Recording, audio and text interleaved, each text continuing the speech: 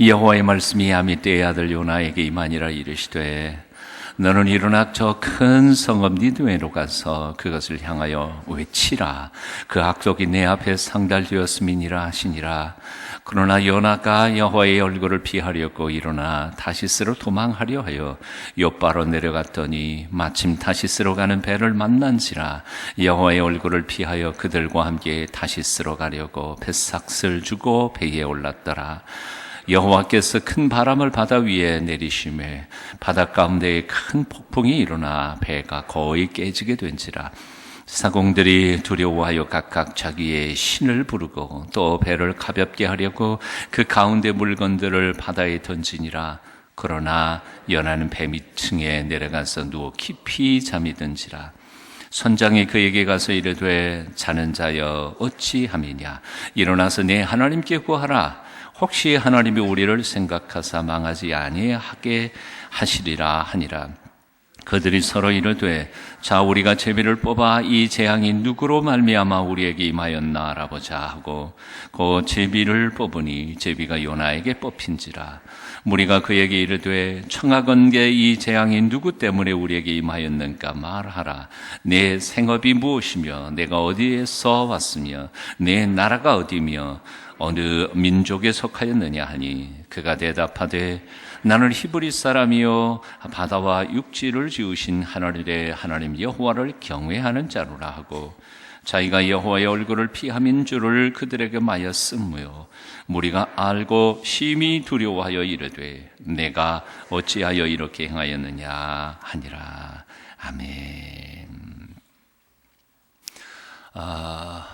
세상에 어려움이 일어나고 있습니다. 폭풍이 일어났습니다. 그런데 그 폭풍의 원인 제공자였던 요나라고 하는 사람은 오히려 배 밑창에 들어가서 콜콜 잠만 자고 있었습니다. 다른 사람들은 어떻게든지 살아보려고 발버둥 치면서 심지어는 자신들이 아마 예나 지금이나 마찬가지겠죠. 물동량이죠. 배에 물건을 실어서 다른 지역에 가가지고 그걸 팔면 돈이 되는 거죠. 그게 뭐예요? 다 돈이죠. 재물입니다. 근데 그 돈 벌기 위해서 배 타고 다른 데로 가고 있는 사람들이 죽게 되니까 어떻게 합니까? 배에 있는 물건들을 다 비웁니다. 다 버리는 거지요. 이게 목숨 같은 것인데 돈 벌려고 물건을 실었는데 그 물건을 다 버려야 하는 심정을 여러분 생각해 보십시오. 왜요? 목숨이 돈보다는 중요하니까요. 살기 위해서 돈이고 뭐고 다 내던지는 거지요. 그런 판에 요나는 배 밑층에 내려가서 콜콜 잠만 자고 있습니다. 그러니까 결국 그 요나를 그냥 내버려 둘 리가 없지 않습니까? 배 밑층에 내려가서 누워 깊이 잠자고 있는, 깊이 잠자요. 깊이 잠잘 때에는 아무것도 모르죠. 아무것도 할 수가 없지 않아요. 자, 삼손이 엄청난 파워와 힘을 가지고 있었던 사람 아닙니까? 근데 머리가 언제 잘려요? 잠잘 때요. 잠잘 때. 아무리 힘이 센 사람이라 할지라도요, 잠을 자고 있으면 3살 아이도 이겨낼 수 있는 거죠. 아무리 똑똑한 사람이라 할지라도요, 영적인 잠을 자고 있으면 사리 분별을 할 수가 없습니다. 잠자는 사람이 무슨 판단을 하겠어요? 그러니까 심지어는 국무총리 지내고 좋은 그야말로 수재고 천재인 사람도 이단에게 속아가지고 엉뚱한데 신천지도 가고 심지어는 어디입니까? 그 작년에 그렇게 사고 쳤던 구원파도 그렇고 얼마나 사고를 많이 내요. 그러니까 인간의 똑똑함과 인간의 힘 있고 권력 있고 그런 게 다 의미가 없어요. 영적인 잠을 자는 사람은 분별을 하지 못하니까요. 자기 때문에 지금 온 배 안이 난리치고 있는 판인데 자기는 정신을 못 차리고 있는 것이죠. 우리는 가끔씩 착각을 합니다. 이 착각이 문제예요. 뭐예요? 나는 잘하고 있다고 생각하는 거죠. 나는 똑바로 가고 있다고 생각하는 겁니다. 그러니까 하루에도 3번씩 자기 성찰을 해야 하는 이유가 뭔고 하니 나는 똑바로 가고 있다고 생각하지만 삐뚤어 갈 때가 있기 때문에 그런 거죠.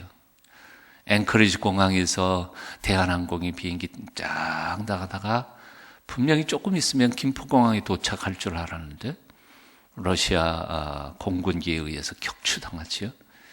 이 이유는 잘 모르겠습니다. 아직까지도 그게 뭐 정확한 모르는데 알려진 바로는 뭐예요?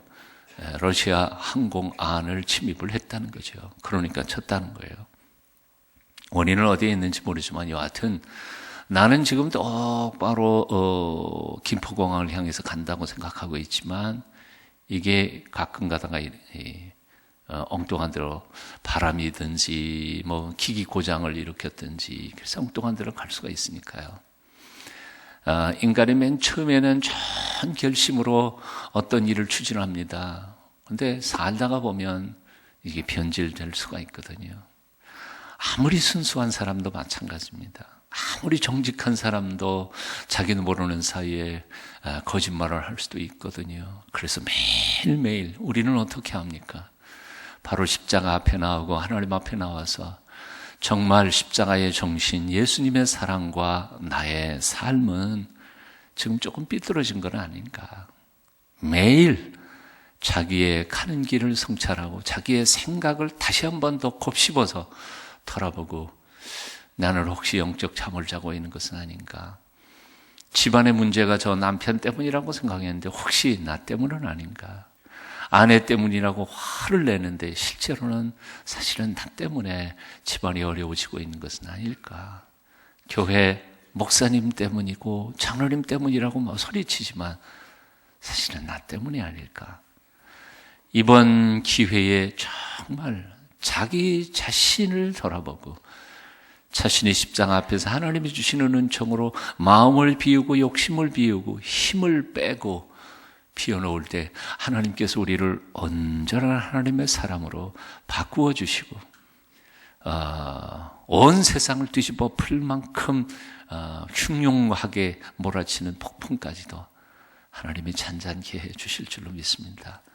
여러분의 가정의 풍파를 잔잔케 해 주시기를, 여러분의 마음속에서 일어나고 있는 불안과 두려움과 걱정에 대한 이 풍파가 주님의 은총 안에서 잔잔해지시기를 축원합니다.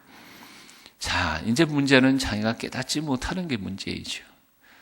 깨닫지 못하니까, 깨닫지 못한 사람은 어떻게 해요? 남이라도 깨닫게 해줘야 되니까 다른 사람이 와서 억지로라도 깨닫게 하는 겁니다. 거기에는 고통이 따릅니다.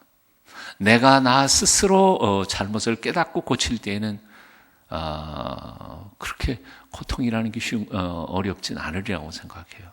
그런데 다른 사람이 와가지고 그것도 크리스찬의 허물을 넌 크리스찬이 와갖고 지적할 경우에 이건 정말 자존심 상하는 일이죠. 정말 부끄러운 일입니다. 한국 사회가 한국 교회를 향하여 기독교라는 말을 개작해가지고 개독교라고 말해요. 그 말을 들을 때마다 가슴이 막 토할 것 같아요. 얼마나 우리가 개판으로 살았으면 정말 기독교를 개독교라고 난 크리스찬들이 그렇게 욕을 하고 있을까? 우리가 얼마나 형편없게 살았으면요. 예수 믿는 사람들은 말뿐이야. 말만 잘해. 말만 잘해. 삶은 하나도 없어. 얼마나 부끄러운 짓이에요. 예. 자, 선장이 내려가서 요나에게 질문을 합니다.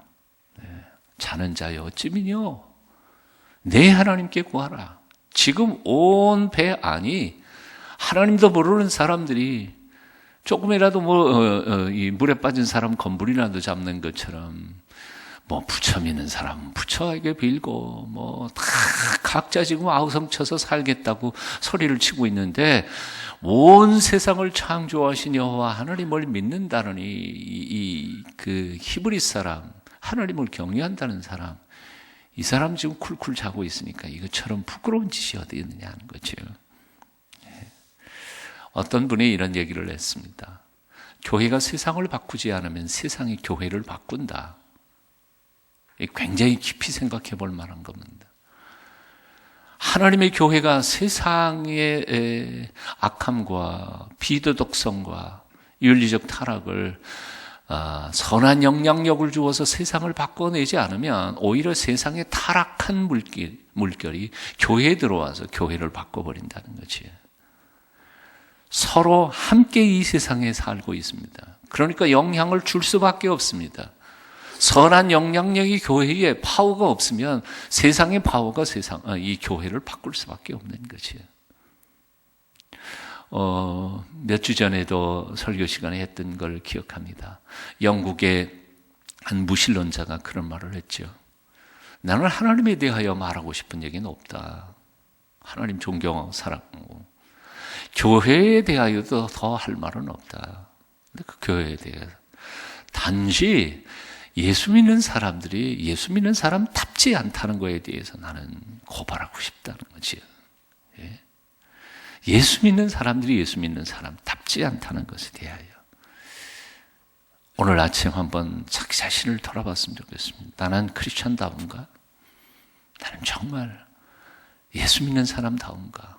내가 정말 하나님 믿는 사람이 맞는가? 내가 정말 신앙생활의 목표가 하나님 나라이고 영생이고 영원한 가치고 이웃사랑이고 모든 사람을 품어서 섬기는 것이 정말 나의 삶의 신앙생활의 목표이고 목적인가? 아니면 전능하신 하나님 이용해서 내 병든 몸 좀 고쳐보고 돈 좀 더 벌어보고 결국은 다 없어질 것, 그거 찰나적인 것만을 목표로 삼고 내가 신앙생활하고 있는 것은 아닌가? 한번 정직하게 돌아봤으면 좋겠습니다. 여러분 오해하지 마십시오. 하나님 전능하시니까요. 천국만 보내시는 하나님은 아니라고 생각해요. 이 세상에서 우리가 먹고 입고 쓰고 살며 우리의 자녀들의 앞날까지 다 살피시고 은혜 베푸시는 하나님이신 거 우리는 믿어요. 하나님의 뜻대로 사는 사람에게 하나님께서 복 주시고 은혜 주시는 하나님이라는 사실을 우리는 믿어요. 예? 하지만 그게 목적은 아니란 말이죠. 예? 왜냐하면 세상에서 잘 살고 그러는 거는 결국은 죽을 때 다 반납하고 가는 건 아니겠느냐 하는 거예요. 인간의 실존 아닙니까? 뭘 보고 사는 거예요? 자, 선장이 다그칩니다. 너 이 재앙이 왜 너로 인하여 왜 우리에게 임했는지 한번 얘기해봐라. 그리고 너는 어디 출신이냐? 어느 나라? 국적이 뭐냐? 어디서 왔느냐? 어디로 갈 거냐? 뭐 하는 사람이냐? 이거 뭐죠? 범죄자 신문하고 있는 거예요.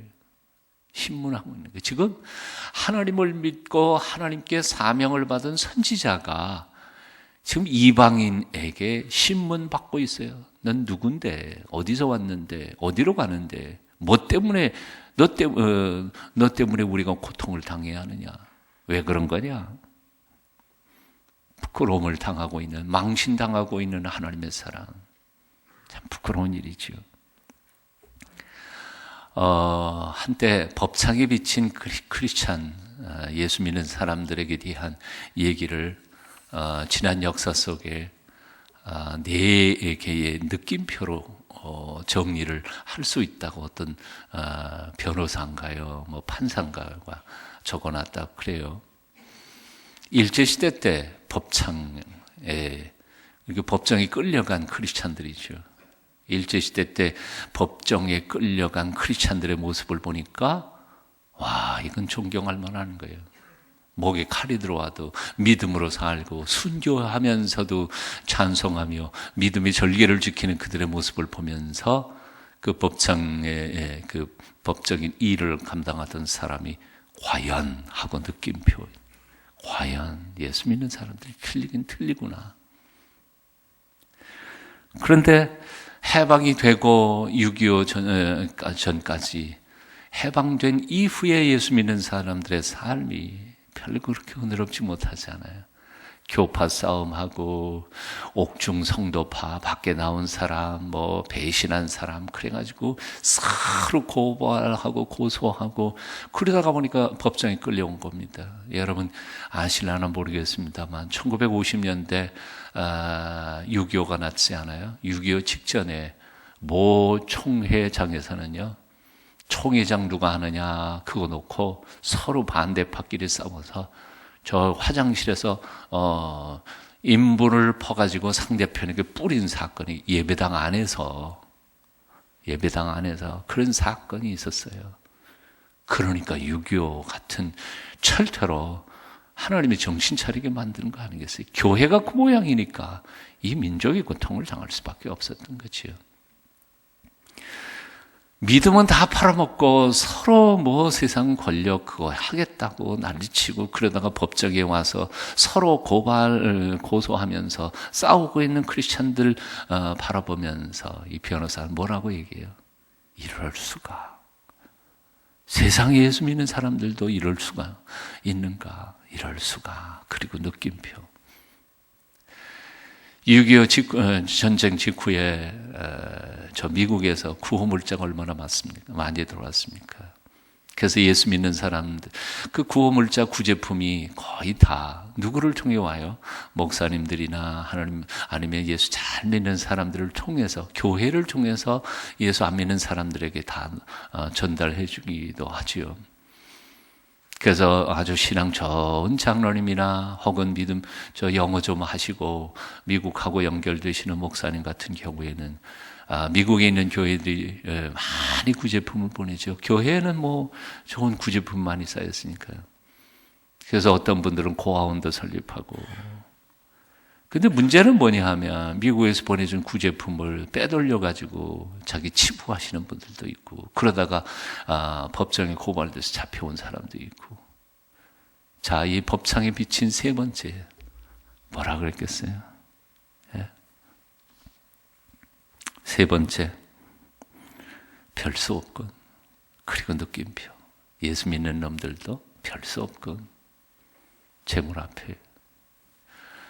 민주화 과정을 통해서 온 나라 안에 그만 독재 정권에 대하여 민주화 투쟁을 벌이면서 데모도 하고, 그리고 수많은 사람들도 죽기도 하고, 그런 과정 속에서 몇몇 개신교 거두들은 정권과 야합해서 땅도 불어받고 교회도 부흥하고, 그러다가 걸려온 사람들이 또 마지막으로 보인 거지요.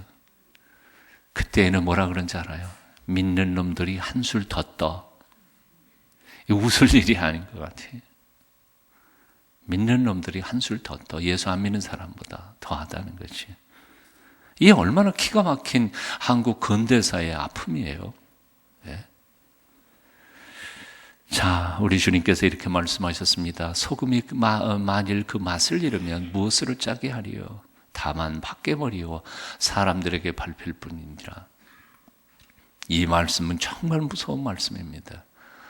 소금이 만일 그 맛을 잃으면 무엇으로 짜게 하리요? 쓸데가 없다는 거지요.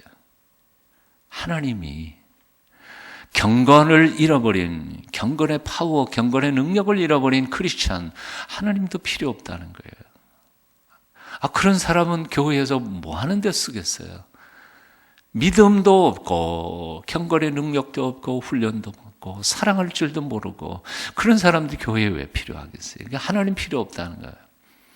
그런데 그러면 그런 사람은 세상에서는 쓸모가 있느냐? 아니, 세상에서 쓸모 없다는 거예요. 세상에 내버려지면 세상 사람들이 발로 밟는다는 거예요. 하나님 나라에서도 그런 사람 필요 없고, 세상에서도 맛을 내는 소금이 필요하지, 맛 잃은 소금이 세상에서 뭐 하는데 쓸모가 있겠느냐. 그러니까 한마디로 말해서 아무짝에 쓸모없는 거예요. 천국에서도 필요 없고 지옥에서도, 심지어는 경건의 능력을 상실한 그리스도인은 아무짝에도 쓸모없습니다. 자, 이제 결론을 냅니다. 세상 앞에서 망신당하지 않는 크리스찬이 되는 비결, 어떻게 하면 정말 부끄럽지 않은 신앙인으로 살아갈 수 있을까? 첫째, 자기 아이덴티티를 항상 생각하는 겁니다. 오늘 선장이 요나에게 질문한 거예요. 넌 누구냐? 오늘도 내가 누구인지에 대하여 곰곰이 생각합니다. Who am I? 내가 누구예요? 내가 누구예요? 크리스찬이에요. 하나님의 아들이에요. 하나님의 딸이에요. 하나님의 아들이고 하나님의 딸이 이렇게 살면 안 되는 거죠. 내가 누구야? 아버지예요. 아버지는 그렇게 살면 안 되는 거지.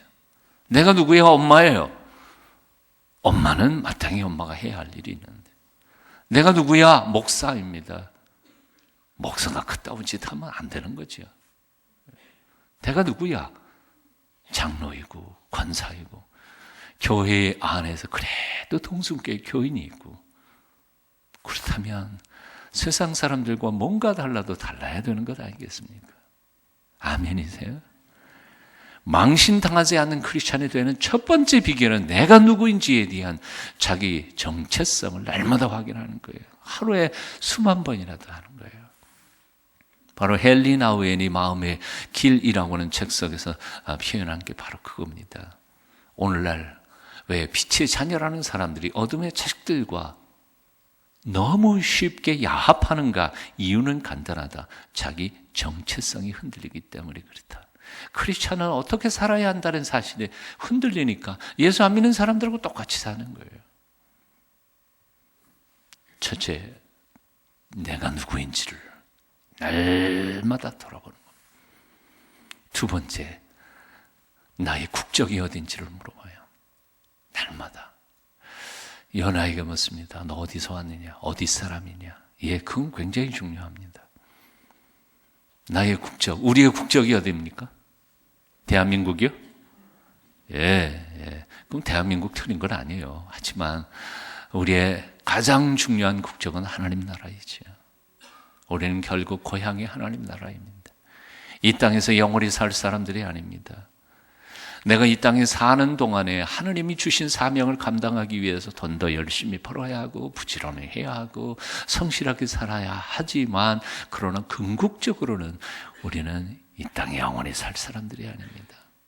내 코에 숨결 하나만 딱 떨어지면 그 순간부터 여름에는요, 한 5분 후부터 썩기 시작하고 며칠 안 지나면 그냥 먼지로 변해버리고 말지 않아요. 왜 여기 소망을 두시겠어요? 나의 국적은 하나님 나라입니다. 천국 백성입니다. 천국 백성답게 살아가야 하지 않아요? 예, 늘 비유들지만 독수리는 맞바람을 치고 창공으로 날아 올라가야 할 영적 독수들이 겨우 눈앞에 보이는 그 지렁이나 파서 먹겠다고 그냥 땅만 들여다보고 사는 삶은 얼마나 부끄러운 삶입니까? 나의 국적이 어딘지를 확인하십시오. 세 번째 가장 중요한 것은 하나님이 나를 왜 이 세상에 태어나게 하셨는지 사명을 잊지 마십시오. 하나님의 돈 주시고 건강 주시고 삶 주신 이유가 나 잘 먹고 잘 살다가 막 목에 힘주고 뽐내고 그러다가 죽으라고 하나님 주신 건 전혀 아닙니다. 분명히 내가 해야 할 일이 있고, 그리고 하지 않으면 이 세상에 이루어지지 않을 그 일이 있는데, 그 일이 무엇인지를, 요나처럼 사명 버리고 도망가는 사람이 아니라 죽어도 그 사명을 이루기 위하여 애쓰고 노력할 때 나를 통해서 하나님이 기뻐하시고 나의 인생도 진정 성공한 한평생이 될 줄로 믿습니다. 물으십시다. 앞으로 남은 한 2주 조금 지났는데요. 하나님, 나 왜 이 세상에 태어나게 하셨을까? 나 이미 60이 넘었는데 앞으로 남은 생애 동안에 하나님 나를 통하여 무슨 일을 하기를 원하실까? 나의 미션 뭘 해야 좋을까? 주님, 깨닫게 하옵소서. 제가 뭘 해야 할까요? 나이는 이미 늙어서 몸이 이렇게 약해졌고 돈도 가진 것도 그렇게 많이 없고, 제가 뭘 해야 할까요? 가르쳐 주셔서 그 사명을 깨닫고 그 사명을 위해서 치고 달린다고 한다면 세상에서는 성공했지 않았을지 모르지만 하나님의 백성으로는 잘했다, 착하고 충성된 종아, 하나님 앞에 칭찬받을 줄로 믿습니다. 오늘도 주님의 평화, 주님의 축복 오늘도 하나님의 특별하신 은혜가 여러분과 함께 하시기를 축원합니다. 기도하겠습니다. 귀하신 주님을 찬양합니다. 내 딴에는 잘 사노라 했지만 욕먹는 자가 되고 있지는 않는지요. 내 딴에는 정직하고 신실하게 신앙생활을 한다고 했지만 남들 보기에는 거짓투성이에 이중적이지는 않았는지요. 성령님, 저의 마음의 눈을 열어 주시옵소서. 주님이 바라보시는 정직한 눈으로 나 자신을 돌아보게 하시며 온전히 회개하며 마음을 비우고 하나님의 거룩한 백성으로 다시 태어나는 이 며칠이 되게 도와주시옵소서. 하나님, 나 어떻게 무엇을 하면서 살아야 할까요? 가르쳐 주시옵소서. 주께서 도와주시고 깨닫게 하시는 대로 남은 생에 살아감으로 이후에 하나님 나라 가서 생명의 면류관을 받는 저희가 다 되도록 복 주시옵소서.